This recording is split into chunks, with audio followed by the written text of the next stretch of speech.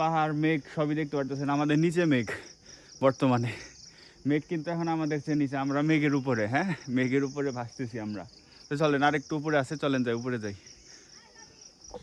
এই হলো অবস্থা পাহাড়ের উঠার।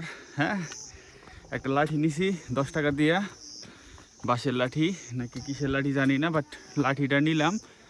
আর উঠতে হয় এইভাবে।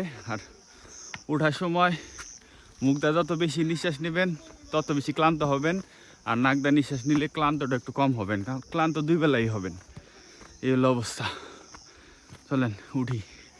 অনেক লম্বা, মানে এনার্জি প্রচুর পরিমাণ কমবে বোঝা যাইতেছে।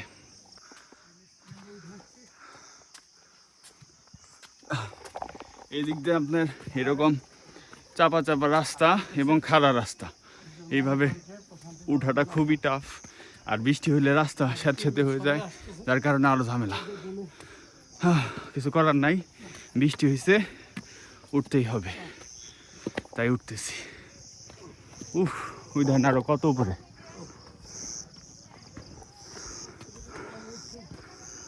পাহাড় ওঠার ক্ষেত্রে আমার সাজেশন থাকবে দুইটা।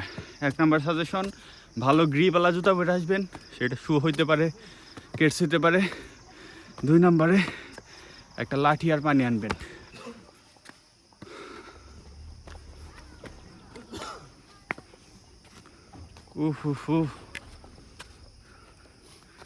খুবই মারাত্মক এই জায়গার ভিউ। মোটামুটি ওঠা সার্থক বলতে পারেন, কিন্তু প্রচুর পরিমাণ পরিশ্রম। তার মধ্যে কালকে রাত্রে বৃষ্টি হয়েছে, সকালেও বৃষ্টি হয়েছে, তার সাথে সাথে ভিজা, জুতা গ্রিপ দেয় না, পাহাড়ের রাস্তা তো এমনি মাটির, আরেক ঝামেলা। যাই হোক, ফাইনালি কষ্ট করে উঠছি। আরও উপরে উঠবো, আরেকটু উপর আছে, ওইটুকু আর বাদ রাখবো না, ওইটুকু উঠবো। আপনারা নিচে থেকে পাহাড় মেঘ সবই দেখতে পারতেছেন। আমাদের নিচে মেঘ বর্তমানে, মেঘ কিন্তু এখন আমাদের চেয়ে নিচে, আমরা মেঘের উপরে। হ্যাঁ, মেঘের উপরে ভাসতেছি আমরা। তো চলেন, আরেকটু উপরে আছে, চলেন যাই, উপরে যাই।